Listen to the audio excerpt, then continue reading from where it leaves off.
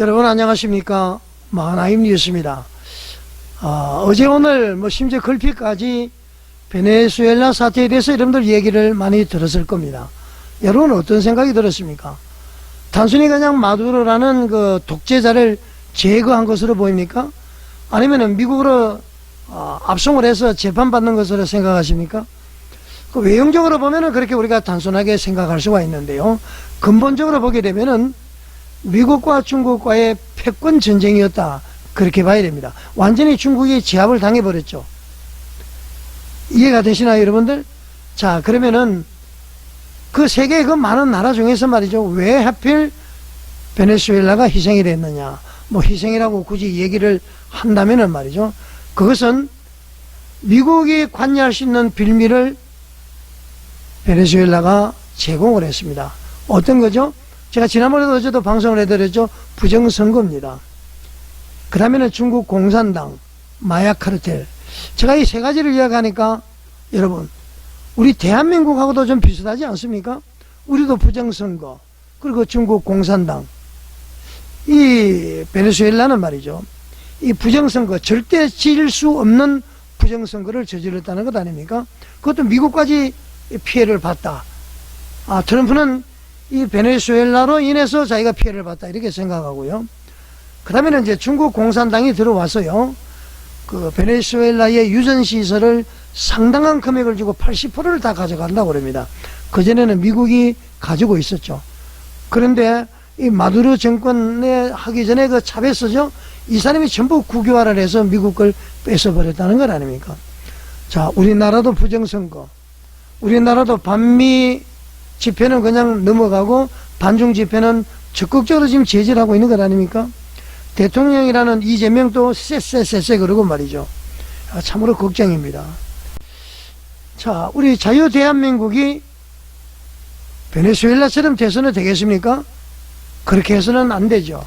그러려면은 우리가 베네수엘라가 어떤 잘못을 저질렀는지, 그러면은 우리나라는 어떻게 해야 되는지, 그 교훈을 한번 살펴봐야 됩니다.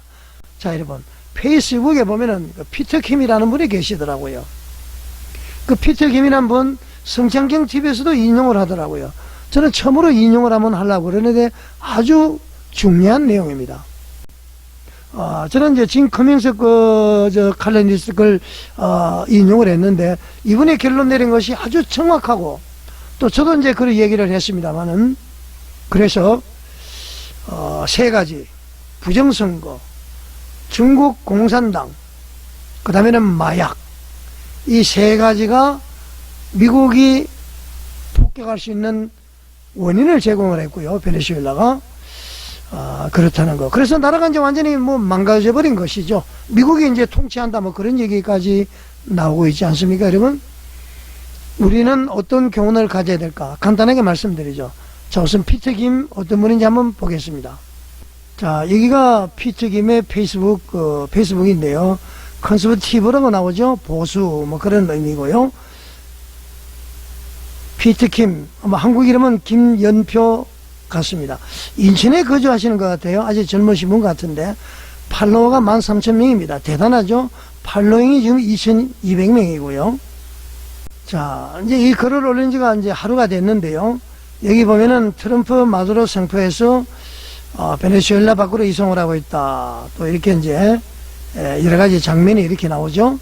자, 그래서 이번에 베네수엘라 독재자 마두로 정권, 미국의 미군의 전격적인 군사작전으로 붕괴됐다 돼 있는데요. 이게 이제 글이 이렇게 상당한 양이 됩니다. 그래서 제가 이것을 PDF 파일로 변환을 했습니다. 여러분들에게 알기 쉽게 간단하게 설명을 드리죠. 자, 베네수엘라의 독재자 마두로 정권이 미군의 전격적인 군사작전으로 붕괴했다. 여러분 다 뉴스 들어보셨죠? 이것은 정권 교체 그 이상을 지낸다. 2020년 미국 대선을 뒤흔들었던 부정의 사슬을 끊어내고 미국의 턱밑까지 치고 들어온 중국 공산당의 붉은 깃발을 불태워버린 21세기 최대의 지정학적인 거사다, 이렇게 이제 진단을 했습니다. 그러니까 아까 제가 했던 얘기가 단순히 말이죠, 베네수엘라의 마두로를 제거한 것, 그것은 외형적인 것이고, 실질적으로는 중국과의 패권 전쟁에서 완전히 중국을 묵사발 만들어버렸다. 막 그런 얘기로 봐야 될 것 같습니다. 자, 트럼프는 말이죠. 2020년을 잊지 않았다. 이렇게 이야기합니다. 왜 그러냐면은, 당시 미국 전역을 휩쓸었던 전자개표 조작 의혹의 중심에는 바로 스마트매틱과 도미니언이라는 시스템이 있었는데, 이 시스템이 말이죠. 바로 베네수엘라에서 개발했다는 것 아닙니까? 차베스, 그 전에 이제 집권자죠. 이 사람은 평생 지지 않는 그러한 이제 선거를 계속했다고 그러죠. 이 차베스의 뒤를 이어서 마두로가 이제 집권하는 것 아닙니까? 그래서 세 가지, 트럼프가 베네수엘라를 폭격하는 이유는 첫 번째가 말이죠. 바로 첫 번째 이유가 바로 부정선거다. 그런 얘기를 하고 있습니다. 이 부정선거의 뿌리를 뽑기 위해서 한다. 이게 되게 되면 미국이 또 피해를 본다. 그런 얘기죠. 우리나라도 여러분, 이 미래 시스템 여러분들 들어보셨죠? 이것이 지금 미국에는 아마 쟁점화가 되어 있는 것 같습니다. 이 베네수엘라도 말이죠. 아까 제가 얘기했듯이 스마트매틱 도미니언 시스템, 우리나라는 미래 시스템, 그것도 이제 성남에 있다고 그러잖아요. 자, 부정선거 때문에 그랬고요. 두 번째는 마두로 정권을 군사적으로 타격한 두 번째 핵심 이유는 바로 중국 공산당이라는 얘기죠. 시진핑의 그 1대1로 전략의 일환으로 말이죠. 라틴 아메리카를 완전히 미국을 그 포위해버린 그런 핵심 거점으로 베네수엘라였다. 그런 얘기죠. 그래서 그 제거하기 위해서. 지금 우리나라도 좀 비슷하죠, 여러분? 그렇지 않습니까? 마지막으로 세 번째는 바로 마약이라는 겁니다. 이 마약, 마두로 정권을 말이죠. 마약 정권으로 이렇게 표현을 하는 것 같습니다. 아주 국제적으로 말이죠. 국가 전체가 마약 카르텔을 형성한 나라다. 그런 얘기죠. 그래서 콜롬비아의 이제 무장혁명국과 결탁을 해서 코카인을 생산하고 말이죠. 이것을 이제 멕시코를 통해서 미국으로 막 유통하고 미국에 30만 명이 말이죠. 사망했다. 그런 얘기가 있습니다. 자, 여러분. 이 마두로의 말이죠. 부정선거 시스템, 그리고 중국의 자금이 얽히고 설킨 그런 구조. 그리고 이제 이것을 이야기하다 보니까 여러분 좀 익숙한 얘기가 좀 들리지 않습니까? 우리 한국의 말이죠. 정치판. 특히 이재명과 민주당 주변에 맴도는 모든 의혹들이 비슷하게 여러분 회상되고 있지 않습니까? 그래서 한국의 이 선거관리 시스템이라든가 선거관리위원회의 그 어떤 불투명성이라든가 그리고 이제 중국의 댓글 조작 의혹이라든가 이것이 말이죠. 베네수엘라의 비극의 원인과 비슷하다. 그러니까 베네수엘라의 얘기가 남의 나라 얘기가 될 수 없다. 그런 얘기를 이 피트김은 주장을 합니다. 그러니까 마두로가 무너졌다는 것은 이제 그 부정의 기술을 말이죠. 공유했던 글로벌 네트워크가 붕괴되기 시작했다. 그런 이제 시그널로 봐야 된다. 그런 얘기입니다. 자, 여러분. 트럼프는 말로만 하는 것이 아니라 행동으로 바로 보여줬죠. 실천을 했습니다. 부정과 독재 그리고 공산주의 전체주의와는 타협하지 않는다. 이걸 철저하게 보수주의자고 자유민주주의자잖아요. 자, 그러면은 이제 제가 하고 싶은 얘기가 이겁니다. 우리 한국의 보수도 말이죠. 확실하게 이제 노선을 정해야 되지 않겠습니까, 여러분? 중국의 눈치를 보고요. 또 기회주의적인 처신을 하는 자들은 설 자리가 없죠. 우리나라가 말이죠. 한미동맹, 자유민주주의, 시장경제, 기독교 입국, 이걸 통해서 이승만 대통령이 나라를 세웠습니다. 뭐 다른 거는 차지하더라도 한미동맹과는 뗄래야 뗄 수 없는 나라입니다. 그런데 말이죠. 쎄쎄 어디 뭐 이렇게 하면은 여러분 어떤 일이 벌어지겠습니까? 기회주의적인 것은 되지 않습니다. 우리가 이제 설 자리가 없어지는 것이죠. 우리는 강대국이 아니에요. 미국이 있고 중국이 있고 소련이 있고 소련이 아니죠. 러시아가 있고 일본, 영국, 프랑스 다 있습니다. 여러분. 북한이 가지고 있는 핵무기를 우리는 가지고 있지 않습니다. 우리는 말이죠. 경제적으로는 뛰어난 뭐 경제 10위권 안으로 들어가지만은 어찌 보면은 말이죠. 국력이 다른 나라와 같이 국방력으로 봤을 때는 어깨를 견준다고 볼 수가 없죠. 핵무기가 없어서 그런 것입니다. 자, 기회주의적인 모습 좋지 않습니다. 우리가 말이죠, 미국을 봉쇄하고 중국과 가까이 지낸다면은 미국이 가만히 있겠습니까? 우리나라는 지금 말이죠, 전시 상태인데 휴전 상태입니다. 그런 모든 권한이 말이죠, 유엔 사령부에 있는 것이죠. 이걸 이제 우리가 알아야 됩니다.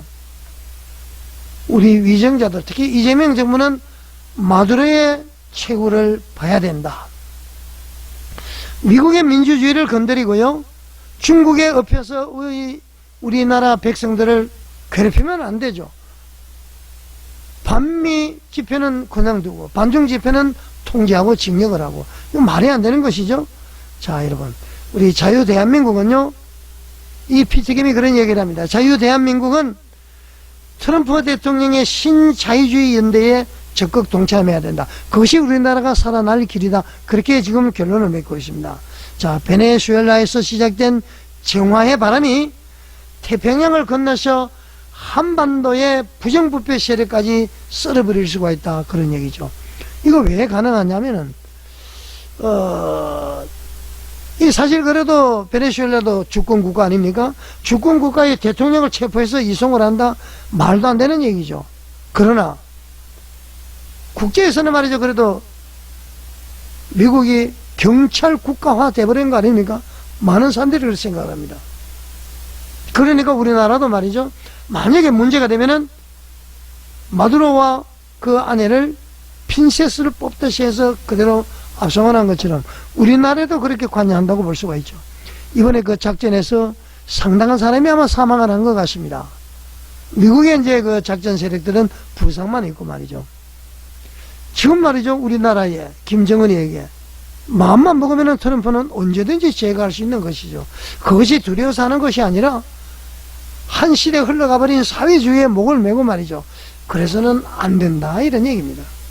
더불어민주당이 그러죠. 더불어서 같이 살아가야 되는 것입니다. 자, 여러분, 이재명 정부가 말이죠, 허튼 짓을 못하도록 이럴 때일수록 우리가 어떻게 해야 된다고요? 토요일마다 광화문 국민운동에 다 나오셔야 됩니다. 외쳐야 됩니다. 10,000명을 향해서. 그리고 주일날은 광화문 주일연합회에 참석해서 굵은 베옷을 입고 죄를 뒤집으시고 하나님께 간구해야 될 것입니다. 우리의 기도가 하나님께 상달이 되면은 그 꿈이 반드시 이루어질 것이고요.